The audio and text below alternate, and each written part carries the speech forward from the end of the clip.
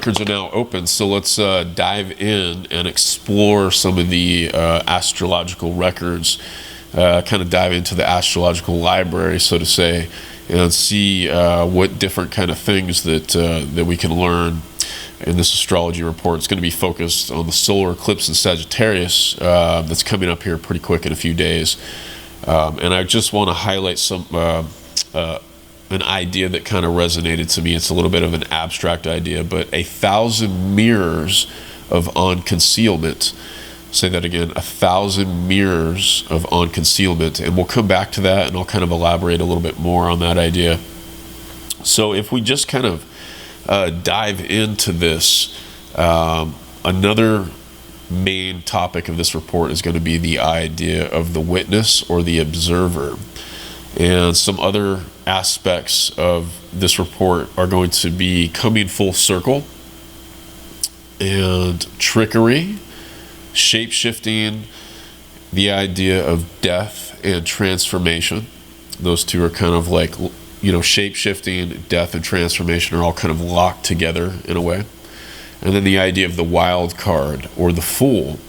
So let's go ahead and dive in. So this solar eclipse in Sagittarius is going to be at 12 degrees, 22 minutes of Sagittarius. That's going to happen on December 3rd. And it's going to happen on the Mayan day, the Tzolk'in day, 10 water. Okay, so there's elements of being fluid and shape-shifting. And eclipses, we just want to highlight really quick. Eclipses are like, flipping the switch on and off. It's kind of, it's new beginnings. It's endings of old patterns. And it's the triggering of new pathways, new beginnings, new realizations. So with that in mind, let's look at some of the aspects. So first of all, Sagittarius, its personality ruler that many of us are familiar with is Jupiter, expansion, vision, and all of those are very important. We'll talk more about those because, this has a lot to do with aspiration and then belief systems.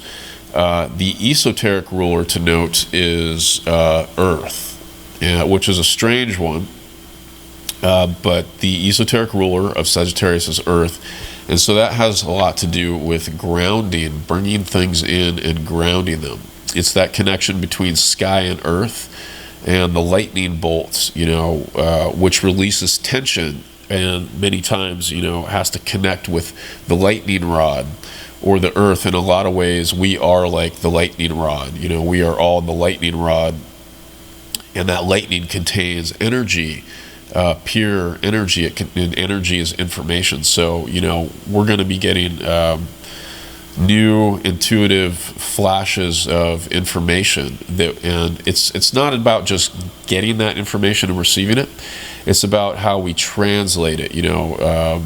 What would be the term? We're kind of it's the translation of that language, that intuitive abstract language, and grounding it for ourselves individually, and then of course collectively, and how it makes sense, and of course the tension involved. So let's look at some of the aspects here. So this is a south node solar eclipse that's coming up on December 3rd, and with that idea of grounding in mind, it's going to be one of the aspects is that it's opposite black moon Lilith. I talked a little bit about this in the past report, but basically just, with the nodes being in Gemini and Sagittarius for this past year and a half or so, this has been a process of disseminating information. What information is good, what information is useful, what information needs to be let go of. But the problem with Gemini is that, a little different than Virgo, which will separate and, say that this information is good or bad. Well, with Gemini, it's just the gathering of information, lots of information. And there's lots of positives to that, and then there's lots of negatives to that, especially when it involves disinformation. And when we have Black Moon Lilith in there, if you cut kind of right to the center of it, it's information that involves, first of all, it has to do with shadow and clearing that shadow, becoming more aware of oneself, know thyself, on an individual and a collective level. So, with Black Moon Lilith in there, it's directly pointing to information around what people are not supposed to do. What one perspective thinks is wrong of another perspective, and that really, that raw shadow energy involved in that. And so, Venus is going to be doing a lot of work over the next 5, 6, 7 months. It's almost kind of like I see, Venus is traveling through Capricorn, and she gets up to I think it's 24, 25 degrees or so, and she meets up with Pluto and conjuncts Pluto. And it's if only she was able to kind of get past Pluto and move into Aquarius, where she can bring her beautiful, loving energy into Aquarius, which is where Saturn and Jupiter have really, been creating a lot of friction, tension, expansion, and contraction over the last couple of years. She would bring a lot of sweetness to that, but unfortunately she's going to go retrograde, and we're not going to be able to have Venus in Aquarius until I think it's May 5th, 2020. And then from May 5th, she's going to really, there's going to be a whole new energy going by that time, but she will be able to bring a very beautiful and synthesizing energy into a lot of the things that we've been dealing with over the past couple of years. So anyway, with that aspect at this solar eclipse, the light switch is being, basically switched. It's bringing up a brand new energy as the nodes are going to be moving out of Gemini and Sagittarius, and they're going to be moving into Taurus and Scorpio. So this is a culmination. We're the moon cycle is coming in. It's culminating into a dark moon, and then we'll have that eclipse on the new moon. So it's a lot about letting go of these old patterns. It's kind of let go of what you don't need. Be minimalist if you have to. It's time to go on that trip, so to say, or to take the next step or the next path and make a choice in the process. So a lot of this, the collective is dealing with that dark aspect of who's right, who's wrong. And I mentioned that this a lot has to do with trickery and the shapeshifter, and I'll get more into that in a minute, and as well as coming full circle. But if we relate this to the breath cycle, we cannot exist on one polarity or the other alone, or you simply die. Okay, for instance, this is a representation of any duality, and I'm making this comparison because of a lot of the dualities that are going on in society, in the world right now. Everybody knows what these issues are and how they're conflicting. Well, it's the idea that we can't relate to one. We can't just have one or the other. There has to be a joining, a synthesizing of the two. It's really important that we meditate on this idea of what are the important factors in this belief system, what are the important factors in this one, and not just looking for the negatives and synthesizing them. And that's part of what Venus is going to help with over the next 6-8 months. Especially she does her retrograde in Capricorn, then moves into Aquarius, and then eventually she's going to join, I think she'll be in Pisces at the same time as Jupiter, but that's her sign where she's exalted.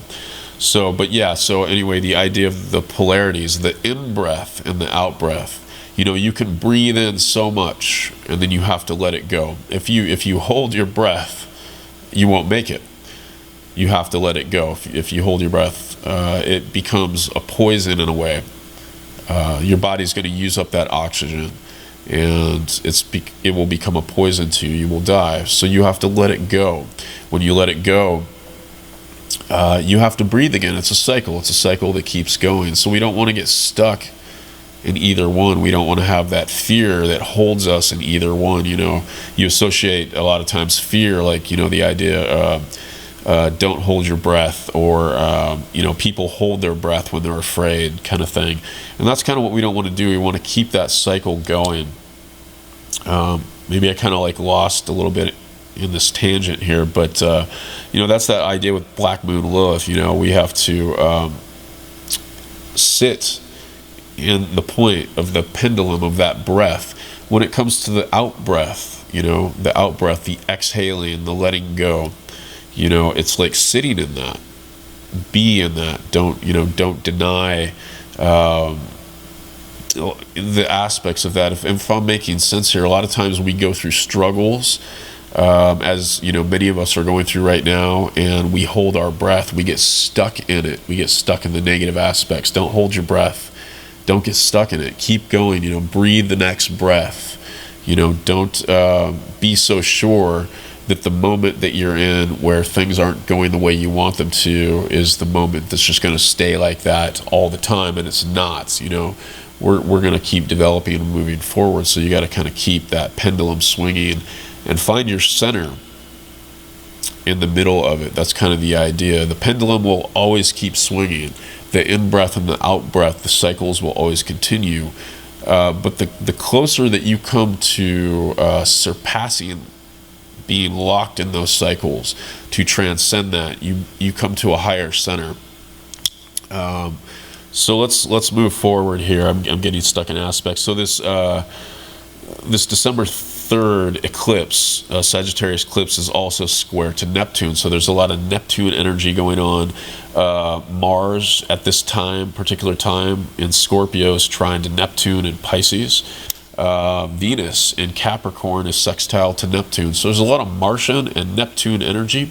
Those two work together in a really beautiful way. In a lot of ways, Neptune is the higher octave, in a sense, of Mars, because when Mars, you know, when you get out of your traditional, you know, Mars-like energy, that battling, you know, action-oriented energy, and you transform it, you know, you go beyond the sort of archaic, barbaric aspects of Mars and the warlike, the warrior aspect, and you raise it up to a higher, more universal, more spiritual point of reference. And from that point of reference, then you take action.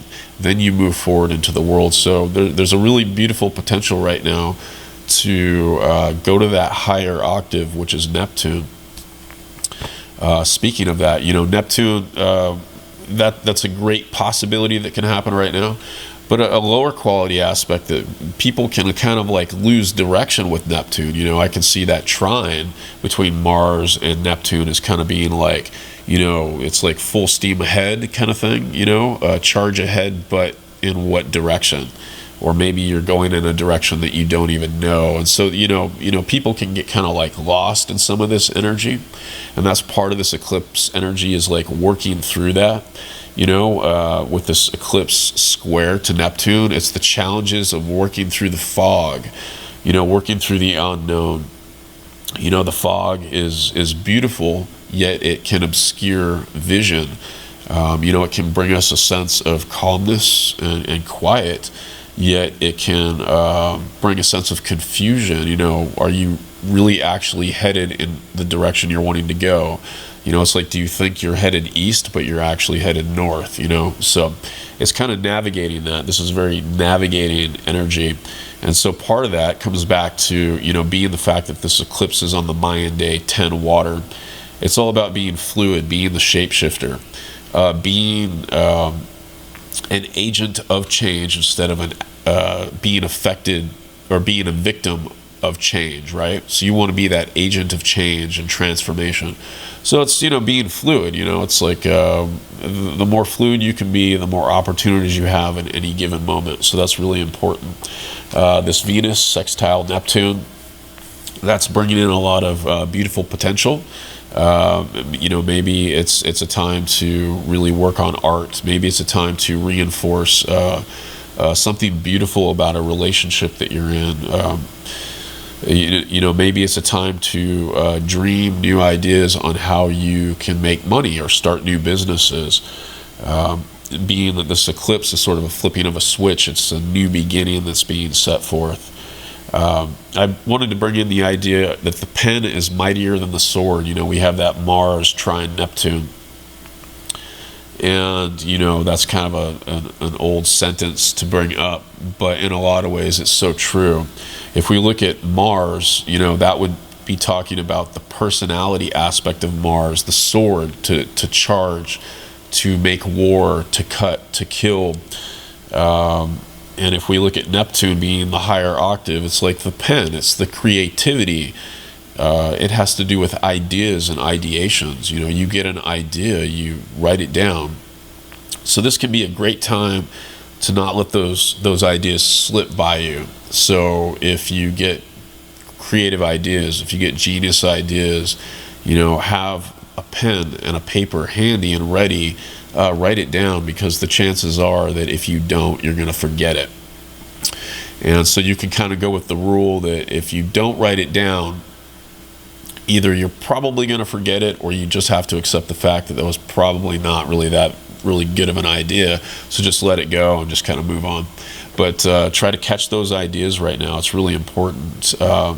You know, we create our world through idea and ideation. So this is a great time to, you know, capture those ideas and start that new beginning. You know, if you're going to like write a book, if you're going to create a new album, and so forth. So this December 3rd, solar eclipse in Sagittarius is conjunct the fixed star of ALWAID, or DRACO, which has to do with the dragon. So I talked a little bit about the dragon in a previous report, actually. You know, I get the idea of, you know, it's time to become the dragon. It's that, you know, opposite the eclipse, opposite black moon Lilith. Become that darker energy, become the dragon and transform it. You know, it's, I talked about not getting stuck in the in-breath or the out-breath. You know, it's like the warrior does war, but what we want to do is become the witness. That's like key in this whole report. That's key in the spiritual, you know, and if you're walking any kind of spiritual path, is to become the witness. You know, the warrior takes a side, the warrior takes this side or that side. The witness goes up on the balcony and looks down upon the stage. Okay, the warrior's on the stage. All the actors, the actresses, the characters are all on the stage. This is a great time, especially the time of the eclipses. You know, be the witness. Don't get caught up in the polarities. So, you know, really powerful things. So, back to, you know, with the dragon is the, you know, it's coming into, well, that's part of the thing, is coming into these darker aspects. You know, when something comes up for you that's like intense or dark or whatever, right? It's like, how do you deal with it? The witness is going to help you transcend that issue. You know, whether that issue is addiction, whether it has to do with emotion or old traumas that you have or that you experienced. You know, whether it was, you know, other people creating traumatic experiences for you, whether it was a traumatic experience that happened to you in your past, whatever that might have been. You know, it could have to do with sex. Like, how do you deal with all these things, these raw, potent things? You know, how do you deal with all the things that are going on in the world right now? The division, the separation, the anger, you know, a lot of the darker aspects that are going on in the world right now. Well, the idea is like the in-breath and out-breath. You know, it's don't get caught in either one. Don't hold the breath. You know, it's go to the deeper aspect of yourself. Be the witness. And in that witness, you will transcend these aspects. You will transcend the personality aspect of Mars, and you will go to its higher octave, which is Neptune, which is hidden behind that personality aspect of Mars. So that's kind of key right now. So the dragon, you know, is a guardian. We want to think of the dragon as a guardian. Normally we think of dragons, you know, guarding the gold, guarding their treasures. The dragon was the guardian of the land of the, I want to make sure I say this right, Hesperides, the land of the Hesperides. And the Hesperides were the watchers of the tree of golden apples and other divine treasures, of divine knowledge, of divine tools, if you will. Some of those divine treasures were provided to Perseus, who had to, you know, slay the Gorgon Medusa, you know, the sword, the shield, the helmet. What was it? It was like the helmet made him invisible. The shield protected him when he had to do battle with Medusa, and of course the sword, you know, the sword. So, you know, it's transcending this warrior archetype to its higher octave, that the spiritual warrior, the spiritual witness, the spiritual observer, and moving into that. So I also, in this idea, I wanted to bring up the idea of the never-ending story. I watched that movie again recently. I saw it as a kid. And towards the end, when Atreyu confronts, he kind of falls into a ravine or a crevice from an earthquake that just happened. And then he confronts the GMORK, which is like this badass wolf character who was set out to kill Atreyu. And he was a servant of the Nothing. The Nothing was kind of taking over Fantasia and destroying it. And so they have a confrontation, but at first it's just a conversation. When they're talking, the GMORK is explaining that Fantasia has no boundaries. Fantasia is kind of Neptune. He explains that Fantasia has no boundaries, and that it is the hopes and dreams of mankind. So it's that collective Neptunian hopes, dreams, fantasies, illusions, even delusions. And he said that the Nothing is the emptiness that is left, like a despair. So that Nothing is creating a despair, a nothingness, as it is the lack of the hopes and dreams of mankind, womankind, humanity. And that it's essentially destroying the world. When we lose our hopes, when we lose our dreams, when we lose our illusions because of fear, because of negativity, because of polarity. And so anyway, he's talking, and he says that he's trying to help the Nothing. He's trying to help that darkness occur, the wiping away of the dreams and hopes of humanity. And he says he's trying to help it because people who have no hopes are easy to control, and whoever has the control has the power. And I think that's really important, to think about right now. People who have no hopes are easy to control, and those, and whoever has, the control has the power. So we want to think about that right now, because a lot of this that we're going through right now is about coming back into your own power, claiming your own power, reclaiming your own authority, or just being. Powerful words are I can, I am, I will. Okay, when you feel like you can't do something, or you're struggling with something, or an illusion of something, you want to use affirmative thinking. I can, I am, I will. Those are very important things to remember, especially in these times right now. Eclipses shake things up. They give us the wild card. So right now is a bit of a wild card. And I'll talk about the full here in a second. So this new moon and the eclipse, plus Mercury, because it's kind of conjunct Mercury, all in Sagittarius, are making an esoteric aspect called a quintile to Jupiter. So we have this Sagittarius eclipse making a quintile to Jupiter, its personality ruler, over there in Aquarius. And then the new moon eclipse is also making a sextile to Hygeia. So, this is, once again, it can be a very creative time, a very expansive time. It can be a vastly sensitive time. How do we, or how sensitive are you to your intake of foods? It's kind of like when you take in a food, it's kind of, you are what you eat. And right now can be a very sensitive time to the physical body, like what you take in. It can be a very sensitive time, what you take in emotionally and mentally. It's like, what ideas are you feeding yourself? Are you watching Netflix all day? Are you watching, really, effed up TV shows with a lot of violence? Or are you, is your mental activity focused on education, love, and so forth? So it's like what you put in, you get out. What you put in, you become. So this is a really important time to, what your input is very important. And at the same token, what you take in, you want to express.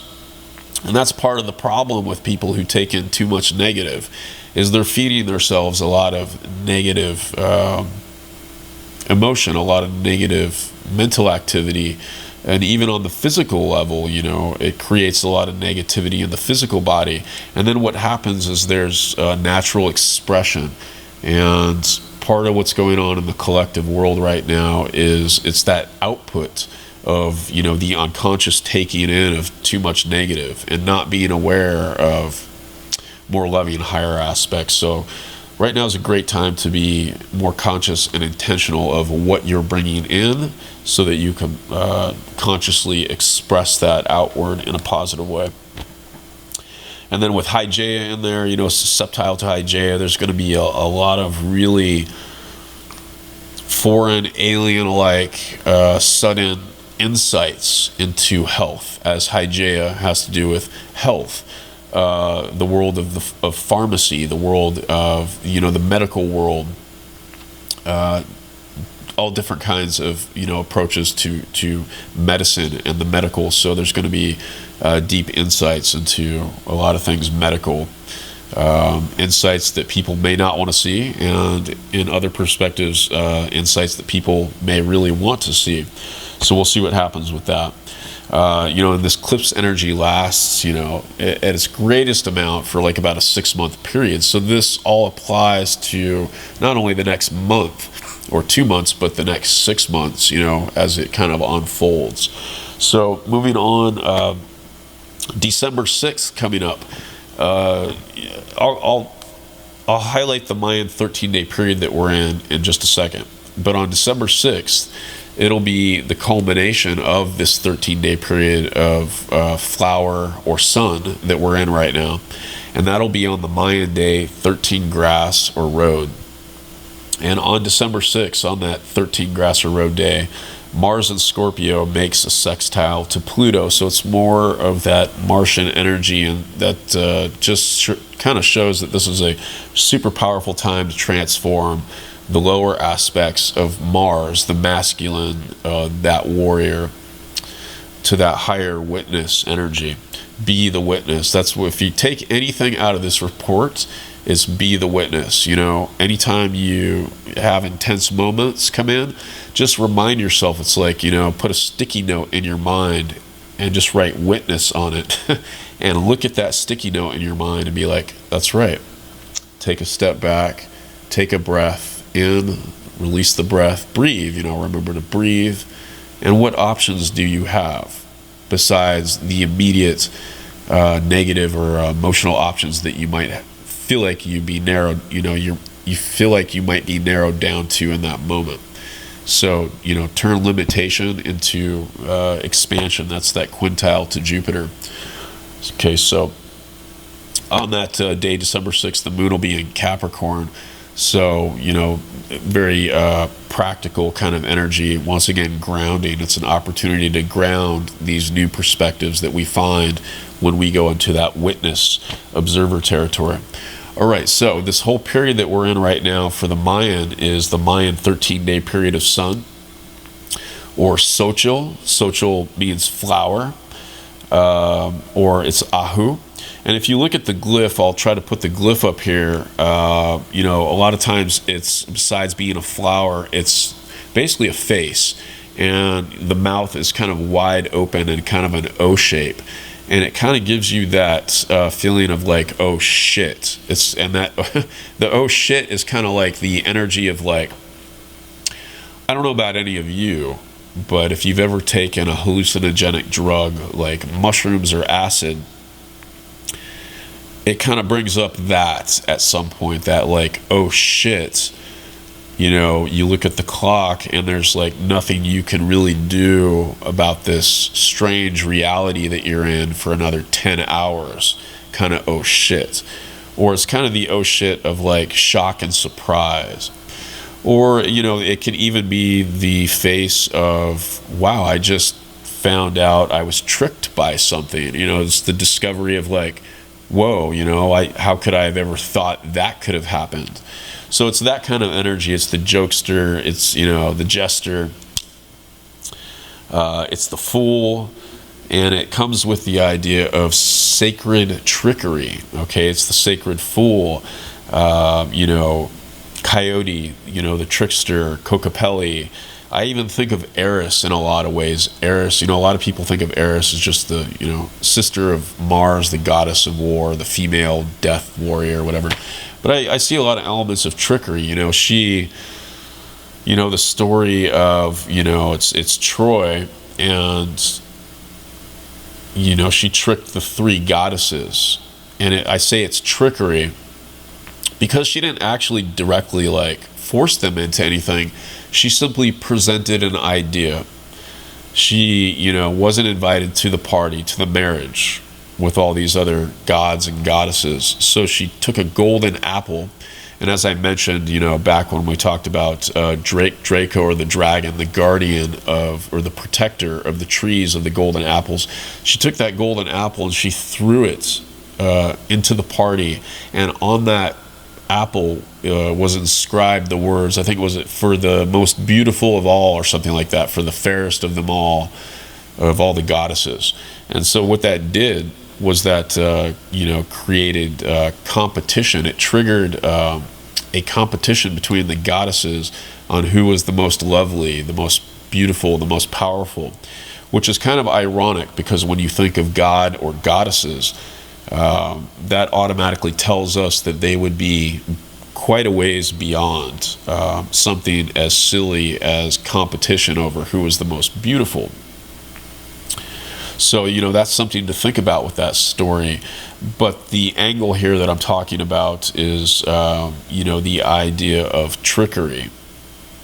Can we, she tricked goddesses who should be way beyond a quarrel over who's the most beautiful or powerful, into that quarrel itself. And then she just stood aside. So in a lot of ways, she was the witness. She was the outside observer. In a lot of ways, she was the director of that movie, of that play. And that just comes back again to being that witness. Be the director. Don't be directly involved in the play unless you absolutely have to, kind of thing. So this energy can come along with the theme of spirit, beauty, the sun, and a key word is truth.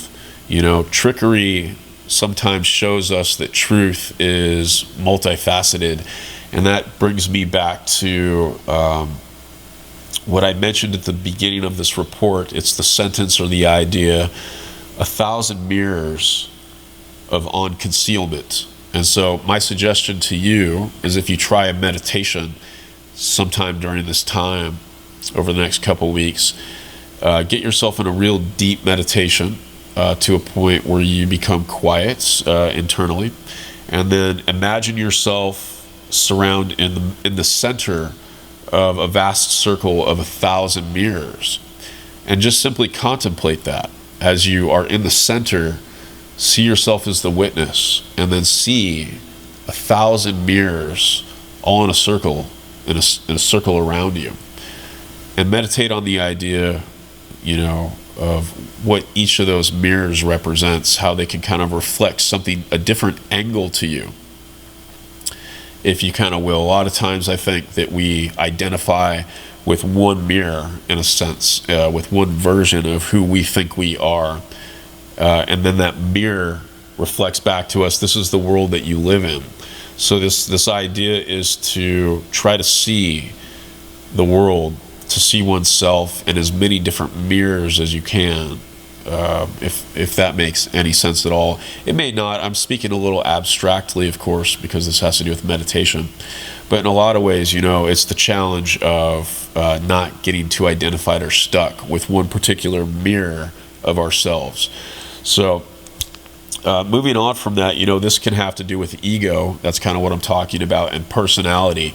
So this kind of idea, this exercise of meditation, is to trigger the higher abstract mind on how we can move beyond personality and see something deeper within ourselves. So time to move on. So it's also themes of how we interface with absurdity, illusion, and existence itself. So this time right now can be a really existential time. You know, how do we deal with the absurdity of the world?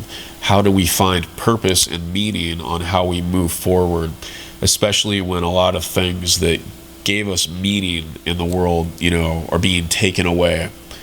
So, you know, how do we find purpose in nothingness? You know, it's back to like the never-ending story. I think the end of the movie, it was like the entire world of fantasia, of the hopes and dreams of mankind, was completely destroyed. It was like, it was basically like the full version of somebody who doesn't believe in God or spirit. I know there's a name for it right now, but I'm a little too spaced out to think of the word. I'll type it right up here. So yeah, you know, just complete blackness and darkness. But you know, it was with the princess or whatever. It was like there's this like one little grain left of fantasia, and it's like all you have to do is take this and you know, create with it. So it's that kind of energy. It's also the energy of, because we're talking about creativity and creation, is not really giving a fuck or two fucks about what other people think about what you create. You know, it's about being in your confidence and your integrity about what you're creating, even if it is absurd or it's nonsensical. Even if it makes sense and it's very scientific or it's very linear and logical, it's like just, you know, be okay with what you create and then express it, kind of like we talked about earlier. So, you know, it's the idea the flower shares its beauty and its perfume. You know, what good is creation if you don't share it? So kind of keep that in mind. And it brings us back to, you know, coming full circle. That whole idea that I explained earlier with the in-breath and the out-breath. Joseph Campbell once said, follow your bliss. And I'm just putting forth the idea that as you discover your bliss, go ahead and share it. And that's because this whole period is about creativity in many different ways. This period of flower, the Mayan 13-day period of flower, goes from November 24th all the way till December 6th. So it's within this this period that the eclipse happens.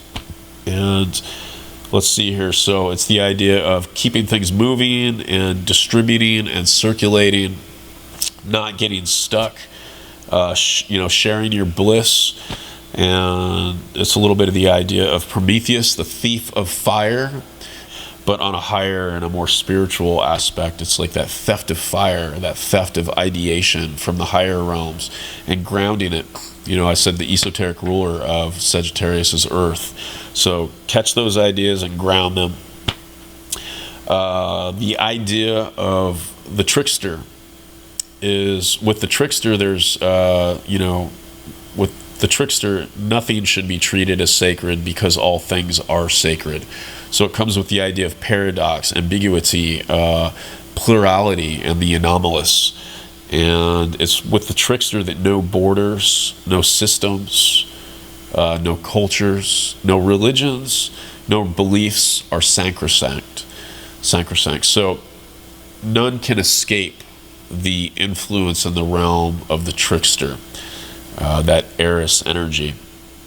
The trickster is the profaner of beliefs and the breaker of taboos. Great time to really look into the dark corners or the taboos or the elephant in the room and just kind of like sit with it, be with it, experience it, feel it, so that you can actually transcend it. Don't ever suppress it. You know, a lot of times, you know, when you attach the word anti to something, anti anything, it basically anti just translates as suppression. If you're anti something, you're not really wanting to deal with it, look at it, see the deeper aspects or the sacred truths that might be contained within whatever you're anti or against. So in a lot of ways, anti translates to being asleep because you're suppressing it. So don't attach anti to whatever you're thinking about. You know, in a lot of ways, we need to get away from pro and anti thinking and transcend those ways. Not suppress something, be with it and transcend it, feel it, you know, get to know it, get to know that thing that you're afraid of, get to know that thing that you you think you might be against, and see what you can find in it that's sacred. That's, you know, find that sacred core of truth. So the trickster reveals the obscene and the absurd within the sacred, and also reveals the sacred within the absurd and the obscene. So just kind of ideas to keep in mind. And there's a lot of connections here to the Fool, you know, looking at the sky, kind of walking upon the ledge, upon the precipice. There's a little bit of a naiveness, but there's also aspects of the visionary being very imaginative. Imagination is super key. And it has to do with beginnings, like this eclipse. That's a new beginning, a journey into the unknown, boundless free energy. That's that Neptunian energy. It's kind of the idea of not madness, but mad with craft. So there's not like this reckless anarchy of madness. It's that genius kind of Uranian aspect of madness with craft, you know, the maverick, or going beyond the limitations of identity, going beyond the limitations of the consensus of conformity. To intentionally navigate chaos with wonder. So it's the wild card, you know. Right now it can be a time of like, what's going to happen, you know. And with the Fool, I think of the Beatles song, "The Fool on the Hill sees the sun going down, and the eyes in his head see the world going round." You know, that's that. You know, the ever changing. It's that pendulum's going to keep moving. The cycles are going to keep moving. And the Fool is, you know, that once again, that's kind of explaining being the observer, the Fool on the hill. It's like a higher, it's not in the valley, it's not like, you know, at sea level, it's on the hill, allowing a greater perspective. So I think I've talked about plenty. So much love. May some of this help you. Have a wonderful time, and I'll see you on the next report. I'm going to do a little bit of traveling, I think. So if I do, I'll make a report, hopefully another outside report. That'll be fun. So have a good one. My name is Billy Kyle. Feel free to support, donate, subscribe, and I'll see you soon. Bye-bye.